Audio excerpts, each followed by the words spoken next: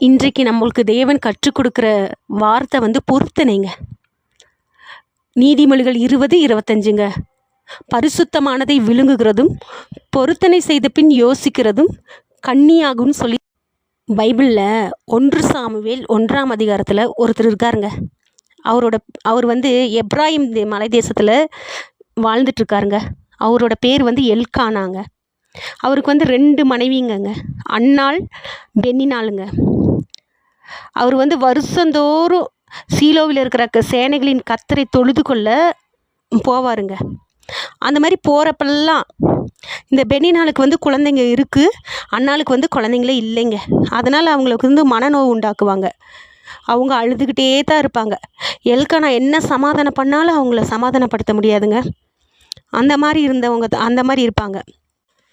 அப்படி தேவனை தொழுது கொள்ள போகும்போது அன்னாள் வந்து தன்னோட இருதயத்தையே தேவனோட பாதத்தில் ஊற்றி அழுந்தாங்கங்க. தன்னோட துக்கங்கள், பாரங்கள், வேதனை எல்லாவற்றையும் தேவனோட பாதத்தில் சமர்ப்பிச்சிட்டு இருந்தாங்கங்க. அந்த சமயத்தில் அங்கே ஊழியக்காரர் இருந்தது வந்து ஏலிங்க. அவர் வந்து இவங்களை பார்த்துட்டு இவங்க குடித்து வெறித்து போயிருக்காங்கன்னு நினச்சிட்டு, நீ என்ன குடித்துட்டு வெறிச்சு போயிருக்கியா அப்படின்னு கேட்குறாருங்க. அதற்கு அன்னாள் வந்து, இல்லை என் ஆண்டவனே, நான் மனக்லசத்தினால் அழுகிறேன் என்று சொல்கிறாங்க. அந்த சமயத்தில் அன்னாள் வந்து ஒரு பொருத்தனை பண்ணிக்கிட்டாங்கங்க. எனக்கு ஒரு ஆண் குழந்தை கொடுத்தீங்கன்னா அந்த குழந்தை பால் மறந்த உடனே நான் கொண்டு வந்து உங்கள் ஆலயத்திலேயே விட்டுறேன்னு சொல்லிட்டு, அதுக்கப்புறம் அவங்க ஆலயத்தை விட்டு போயிட்டாங்க. துக்கமுகமாகவே இல்லை.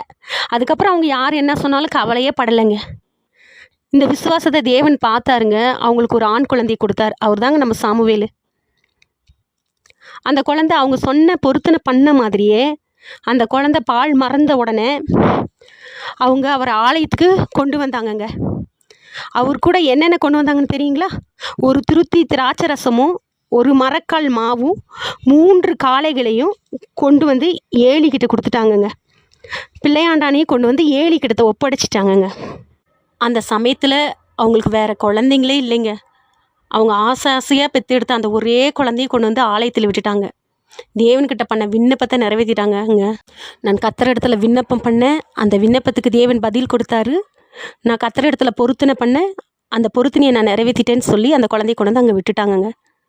அவங்க எப்பெல்லாம் வராங்களோ அப்போ ஒரு சின்ன சட்டையை மட்டும் கொண்டு வந்து சாமுவேலுக்கு கொடுப்பாருங்க. அவர் தாங்க மிகப்பெரிய தீர்க்கதரிசியான இருந்தார். இந்த உலகத்திலேயே மிகப்பெரிய தீர்க்கதரிசியாக இருந்தவர் அவர் தாங்க. தாவீதை கூட அபிஷேகம் பண்ணவர் அவர் தாங்க. இதை பார்த்த தேவன் வந்து சும்மா இல்லைங்க, அவங்கள அப்படியே விட்டுறல. குழந்தை இல்லாதவங்களாம் விட்டுறல. அவங்கள மறுபடியும் எல்லாரும் மலடின்னு சொல்கிற அளவுக்கு அவங்கள விட்டுறலங்க. அவங்களுக்கு 3 குமாரரையும் 2 குமாரத்திகளையும் மறுபடியும் கொடுத்தாருங்க. கொடுத்து அவங்கள ஆசீர்வதிச்சாருங்க.